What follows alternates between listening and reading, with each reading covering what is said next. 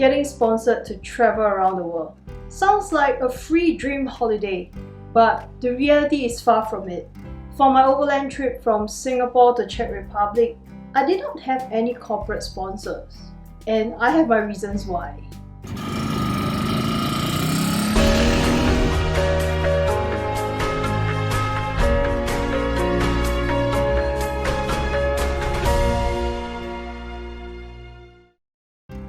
Engine you 80%, not 100%. Taking off from my previous video, I overhauled my scooter in Bangkok under the guidance of Mr. Mai.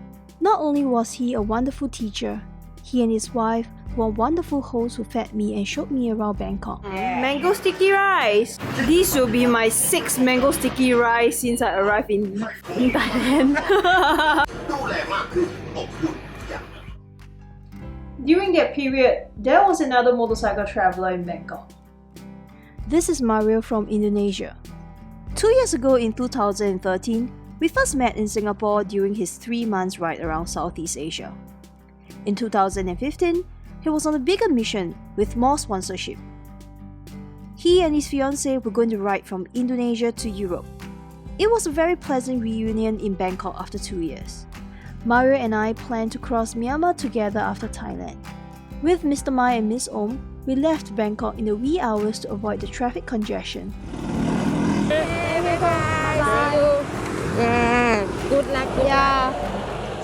Our destination for that day was Kampeng Phet. Along the way, we stopped by the ancient capital city of Ayutthaya.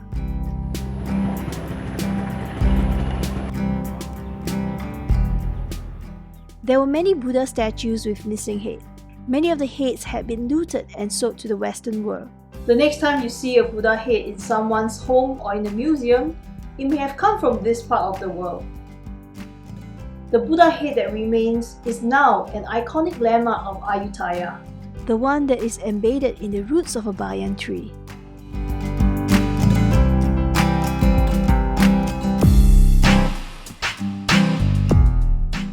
The Vespa Club of Kampeng Phet received us and showed us around the town.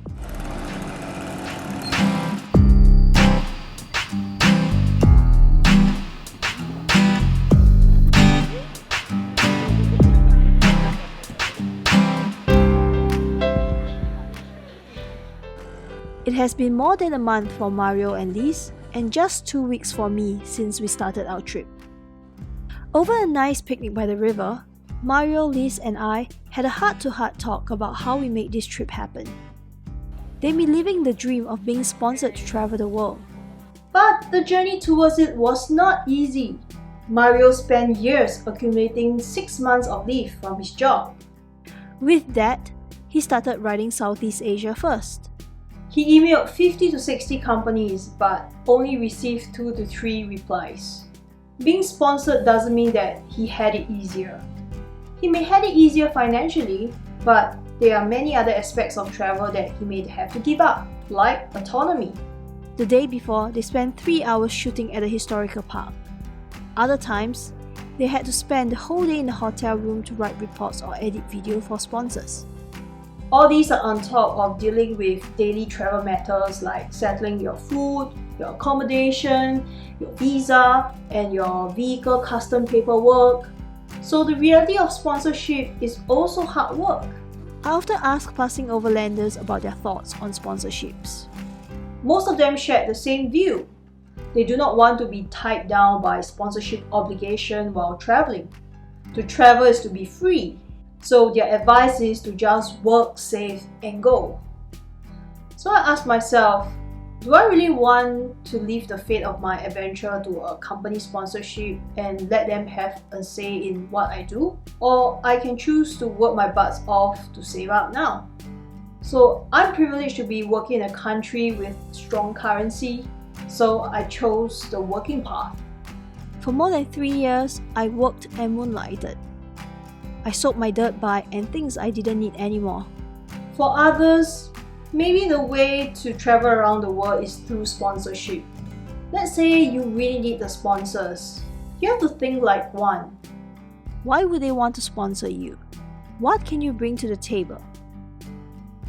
A company is unlikely to sponsor you if you have nothing to offer. Before setting out on my trip, the Wandering Wasp had not built a name for itself, unlike now. You can probably start by traveling within your own country. Showcase your capabilities and build your credibility first before approaching any sponsors. The process of clinching a sponsorship also involves negotiation to ensure that both parties are not shortchanged. So ask yourself this: are the obligations reasonable in exchange for a product or service? Or is it better for you to just pay for it? With or without sponsorships, both paths still involves hard work and some seeding fund to start something. To those who ask how to afford traveling, well, the best answer is still to work and save up. It may also mean giving up certain expensive habits and keeping yourself liability free. It may take many years to save up. Alternatively, you can build up digital skills to get remote work as you travel. The pandemic has showed us that certain jobs can be done from anywhere in the world as long as there's internet. Behind all the instant-worthy travel stories and photos, we may not see the years of hard work that goes behind. Social media can be very one-sided, so don't take everything you see there at face value. Hardly anyone shows their struggles, failure, and disappointments. Speaking of sponsorship, I'd like to thank all my personal sponsors who kept me going for the 27 months on the road. And they are my friends and also my online followers like you, who offered to give me a place to stay, who offered to buy me meals and petrol. I'd like to say a big thank you. If you enjoy my travel stories and videos, do remember to give The Wandering Wasp a subscribe and a like. The trip is not over. I'm planning to resume next year. In the meanwhile, I'll be making more of such videos, so I hope you enjoy them and I'll see you in the next one.